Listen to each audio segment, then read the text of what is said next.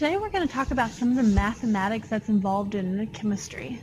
Mainly it's going to involve what's called a conversion factor.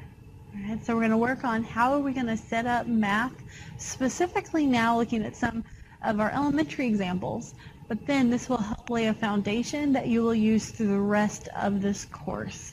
So really getting a good grasp over how to set up any mathematical problem in chemistry will pay off so much later when we get to the more complex equations and calculations. So to start out with, let's look at once again this chart that we looked at before.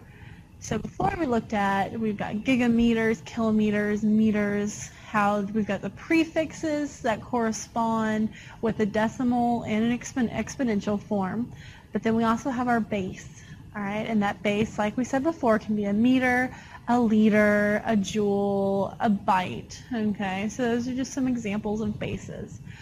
Let's say we've got a kilometer and we want to convert it to a millimeter. How do we do that? How do we do our conversion to convert from one prefix to another prefix? That's the type of question that we want to answer in today's lecture. Example questions would be, how many centimeters do you have if you have 548.7 meters? How many gigameters do you have if you have 893 meters? How many kilograms do you have if you have 456 micrograms? Or how many decijoules do you have if you have 0.0078 millijoules? Notice on here that we've got our prefix, we have our base, okay? And here we just have our base. So if we don't have a prefix in front of it, then we just simply have our base, okay? And so that was on the graph, the previous slide, that was the part that said no prefix, okay? So I'll write no prefix, okay? But notice we're going from one prefix to another prefix, or to no prefix. Same thing here, we have the exact same base, okay?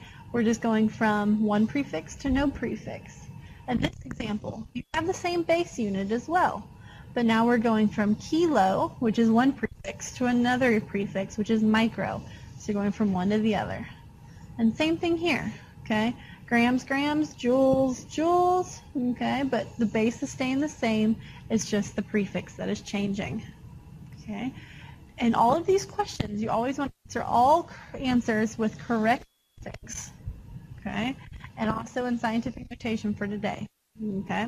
Well, actually, we're kind of taking care of scientific notation. So kind of whenever you see that, know what I was referring to when I wrote this was make sure that you always include the appropriate base, okay? So let's work at converting these. Before we do, let's remind ourselves of the sig fig rules. So remember, any non-zero integer is always significant. Zeros could be significant. They always are not significant if they're leading. If they're captive, they're significant. If they're trailing, it depends on whether or not a decimal is present. Exact numbers. This is the part we're going to focus on for this lecture. If it comes from a table in a book, they are exact. Okay? So that means anytime we're going to use a table from our textbook, note that we don't worry about how many sig figs are in those numbers because they are infinitely significant. All right, so let's look at our first example. How many centimeters do you have if you have 548.7 meters? So once again, we're keeping the same base unit, and we're going from centi to no prefix. So no prefix and centi. I just simply, for all of these slides, I just kind of condensed and cropped out the extra parts of the table. Just so we could only look at the table parts that we needed. Okay. So in this case, what I suggest doing is write down what you start out with. So in this case, we're starting with 548.7 meters. All right. So I'm going to write that right here. 548.7. I really do recommend that as I'm writing these out, you also write it. Pause the video as you need to. Make sure you understand where the math is coming from. Okay? All right, so with this, we're starting out with 548.7 meters. We're wanting to go from a no prefix to a centi. Okay? With a centi prefix. Remember when I said you can just simply replace centi with its prefix, with its number, either its decimal or its exponential form? This is helpful whenever you want to convert from one prefix to another. Okay? What we're going to do is we're going to lay out what's called a conversion factor. Okay? Some people refer to these as like railroad tracks, because if you put a whole bunch of them in a row, they kind of look like railroad tracks. Okay. So we have meters on top here. So what we want to do is we want to essentially cancel out meters and be left with centimeters. So anytime you see this, the two parentheses, that's called dimensional analysis or a unit conversion. Some call a conversion factor.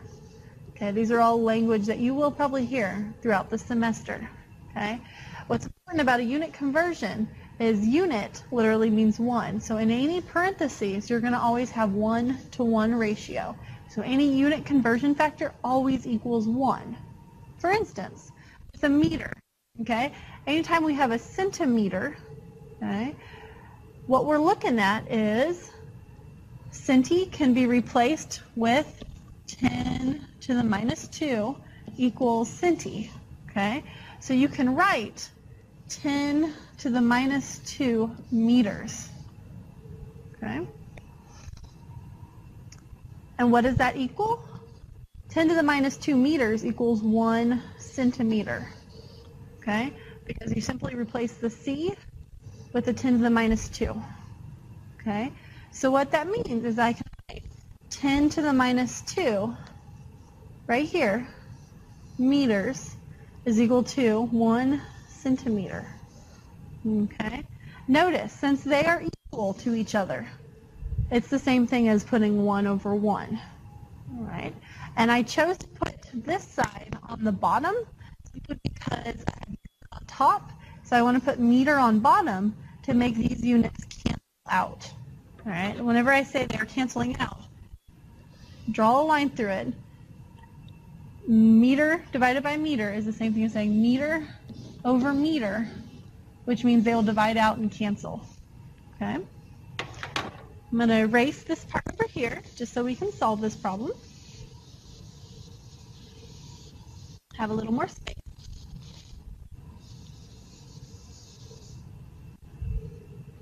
A little bit of a delay. There we go. Okay. So, you got your calculator and make sure you are doing this correctly.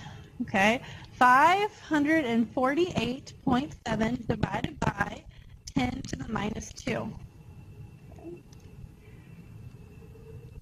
Whenever you type that in your calculator, you should get 54870. Okay, and you want to keep the units that are left over, which in this case is centimeters. Okay. Let's pause for a moment and see if this makes sense. Which one's bigger? If you look at a ruler is, kind of picture in your mind. Now picture the centimeters. Are centimeters smaller than a meter or bigger? They're much smaller. Those are the individual tick marks on a meter. All right? So if you've got something that's smaller, if you have 504 sticks laid end to end, do you expect to have a much bigger number of centimeters or a much smaller? Much bigger. So take a moment after you solve every problem and kind of ask yourself, does my number make sense? If it does, you can continue on. It does in this case. Okay? Remember this part down here, correct sig figs. Did we represent the correct number of sig figs? Whenever you're using a conversion factor that comes from a table, you don't have to worry about how many sig figs are within the parentheses. Okay? So all of that doesn't matter. What matters is the number of sig figs that you started with. So we started with how many sig figs? Let's count them. 1, 2, 3, 4. They all are non-zero, so that makes that simple. We've got 4 sig figs in our original answer. Okay?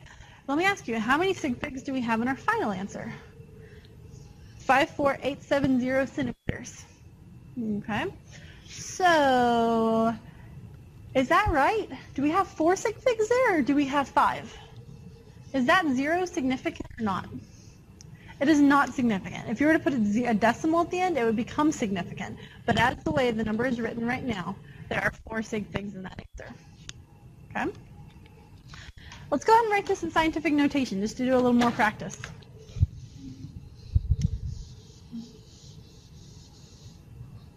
All right, so when we write this in scientific notation, we want to move our decimal point 1. Where'd my 0 go?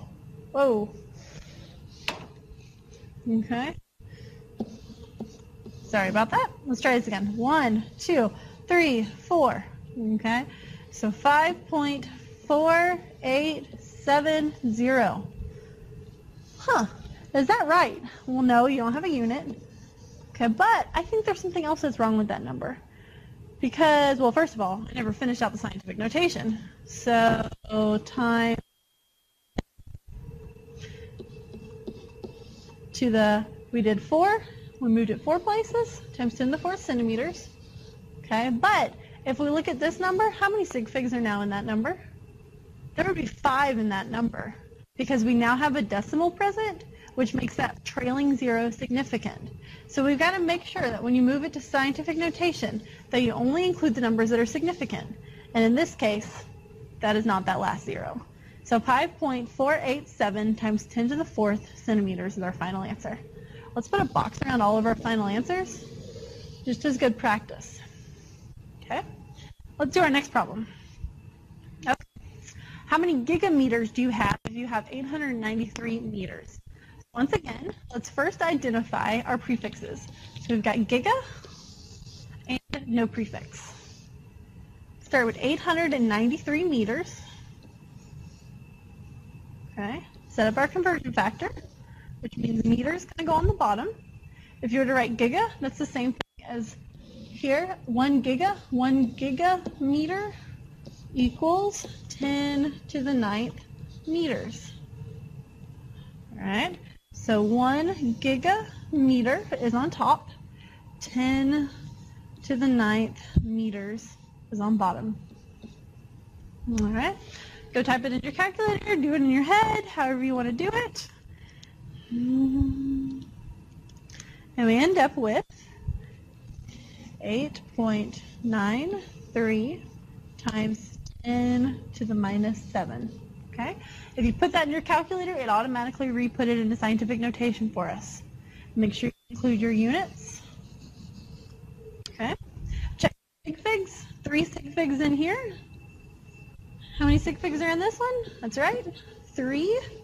So let's put a box around this answer and call it done. Okay? Let's do the next one. How many kilograms do you have if you have 456 micrograms?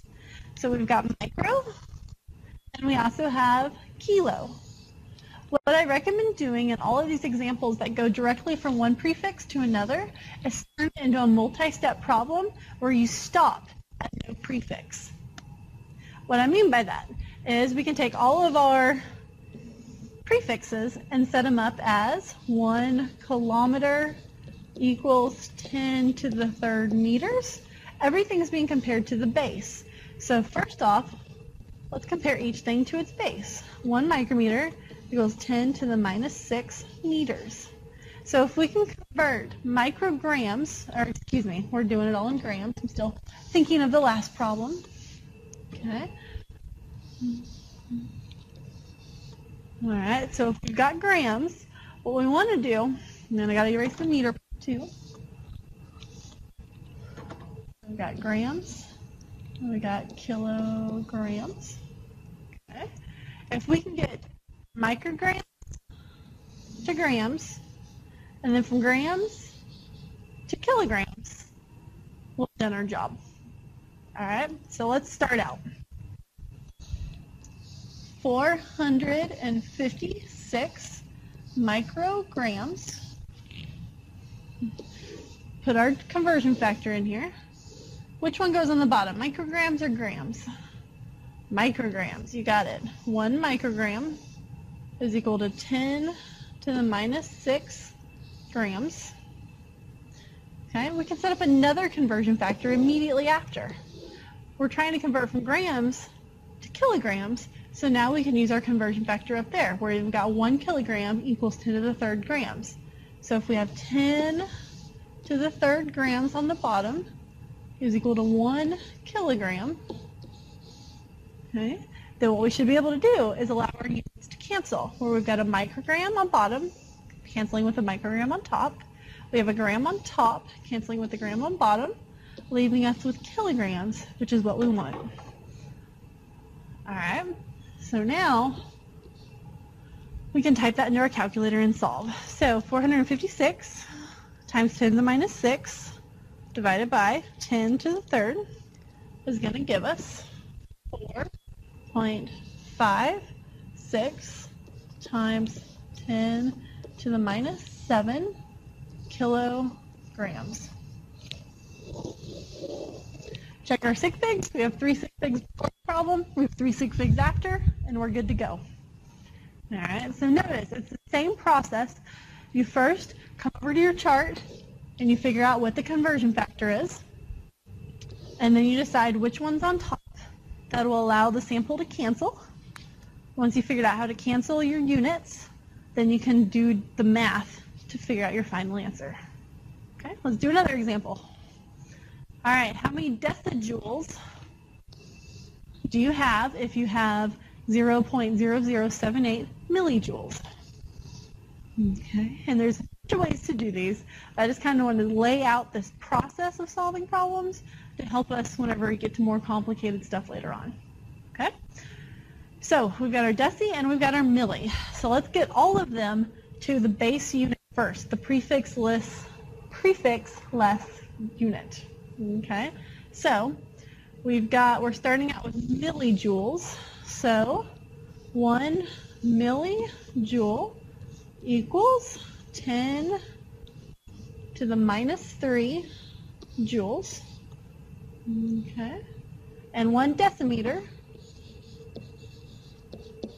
10 to the minus 1, and there I go again. 1 decijoule, and J is the abbreviation for joule, is 10 to the minus 1 joules. All right, now we can solve. 0.0078 millijoules. First conversion factor, we have millijoule on top, so we want millijoule on bottom.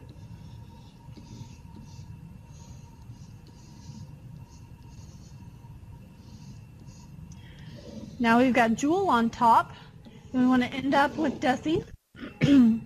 So 10 to the minus 1 joules, 1 decijoule. Now we check and see if our units cancel. We have millijoule on top, millijoule on bottom, those cancel. We have joule on top, joule on bottom, those cancel. And we're left with decijoule, which is what we want to end up with in the end. All right, so now let's put that in our calculator. 0.0078 times 10 to the minus 3 divided by 10 to the minus 1. 7.8 times 10 to the minus 5 joules, decijoules. Okay, now let's check sig figs. How many sig figs do we have in this number? Do we have 5? 1, 2, 3, 4, 5? No. These 3 are not significant. Why are those 3 not significant? That's right, they're leading zeros. Leading zeros are never significant. So we just go with our 2 non-zero integers. 2 over here, we're good. Okay. All right, so now we were just converting prefixes to prefixes. What if we need to convert from one unit to another? Like for instance, let's say we want to convert from liters to quarts. How do we do that? The way that you do it is the same way we just converted from prefix to prefix. You set up your conversion factor, you ask yourself what you need to know to solve the problem, and then you solve. All right? So when we're looking at those, we're going to look at questions such as this: converting from centimeters to inches, meters to inches, kilograms to ounces. Okay? These are all just example questions that will help you get to your final answer of how do you solve chemical mathematics, how to use mathematics to solve chemistry questions. All right, so let's start with our first question. How many centimeters are equivalent to 5.85 inches? All right, so first figure out what we've got. We've got centimeters and we have inches. Notice they don't have the same base. So that's what alerts you to the fact that you've got meters to inches, okay? And you could always also go from meters to centimeters if you needed to. All All right, from centimeters to inches. You look on your table. This is a different table than the last one, so we're going to use table 1.2. And you look and you say how many centimeters are equal to how many inches. And it's written right there, 1 centimeter equals 0.3937 inches. All right, so let's set up our problem. 5.85, and then IN is the abbreviation for inches, times, set up your conversion factor. So here, that number, the equivalence, goes into that conversion factor because 1 centimeter equals 0.3937 inches. That's an infinite number, okay? It's got infinite number of sig figs. The reason for it is because 1 centimeter is exactly equal to that many inches, okay? Depending on what chart you look at, you may see so many inches is equal to so many centimeters. It's okay, so that they're equal to each other, all right? Now, we've got inches on top in our problem. That means we want to put inches on the bottom. So let's put our 0.3937 inches is on bottom, and we have 1 centimeter on top. By doing that, it makes us our inches on top. We'll cancel with our inches on bottom, and we'll be left with centimeters, which is what we wanted to come up with in the end.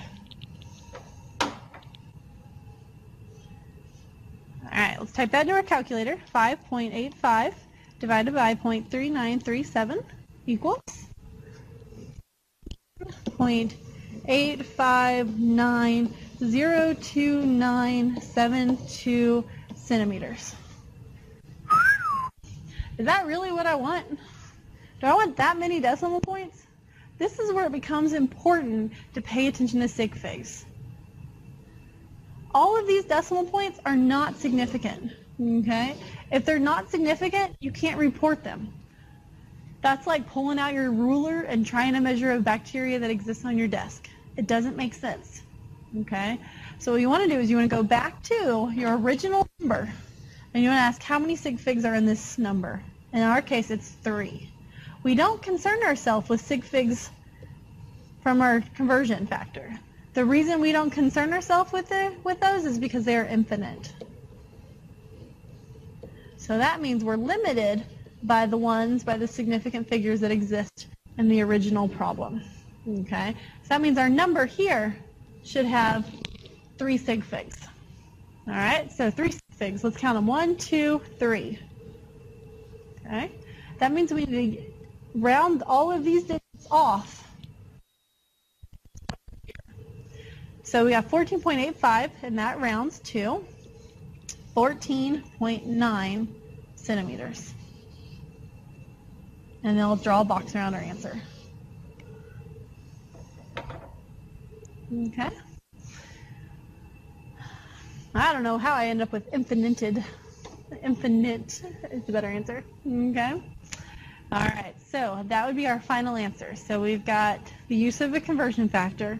We've got significant figures which play an important role. Okay. We could write 14.9 centimeters. We could also turn that into scientific notation. So if we wanted to represent that in scientific notation, 1.49 times 10 to the first centimeters. Okay. It all just depends on if you're asked to report it in scientific notation or not. Let's do another problem. How many meters are equivalent to 3 inches? So we've got meters, and we have inches. But the problem is we don't have something that says 1 meter equals so many inches. So what you could do is you can really use either of these two because they're the same thing. It's just one goes back the opposite way. Okay? So what you want to do is you remember that meter correlates with centimeter somehow? Do you remember how that was? That's right. 1 meter can be converted to a centimeter. Okay? So if you can use all of these different conversion factors, then you should be able to answer. So let's use, we're starting out with 3.63 inches. Let's use this one. Let's go 1 inch equals to 2.5 centimeters. And then you've got 1 centimeter equals 10 to the minus 2 meters. Let's use these two. Okay. So we start out with 36.3 inches. All right. With inches, we've got 2.54 centimeters is equal to 1 inch. And notice we very well could have written 0.3937 inches over, 0.3937 inches on the bottom with 1 centimeter on the top. It's the same thing. But since we chose this one, we're going to use this one. So inches on bottom, centimeters is on top. Then the next conversion factor, we've got centimeters already on top, so we want to put it on bottom of this conversion factor. 1 centimeter is equal to 10 to the minus 2 meters. Okay. Now let's look and make sure all our units canceled. Inches is on top, inches on bottom there, so they cancel. Centimeters is on top, centimeters is on bottom there, so they cancel. And we have meters at the end of the year, the end of the game. So we will end it with meters, which is what we were asked for in the problem. All right, so go to your calculator, enter in 36.3 times 2.54 times 10 to the second negative second equals 0.92202 meters. All right, now we got to look at sig figs again. Sig figs. Now we need to round this one to 3 sig figs. 0.922 meters. Why does that have 3 sig figs and not 4? That 0 at the beginning is a leading 0, so it is not significant. Okay. Alternatively, we could put it in scientific notation. Either of these is acceptable.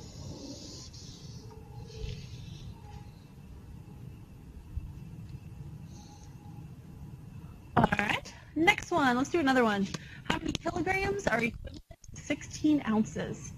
So we have ounces. Let's see. We have grams to ounces, but we don't have kilograms to ounces.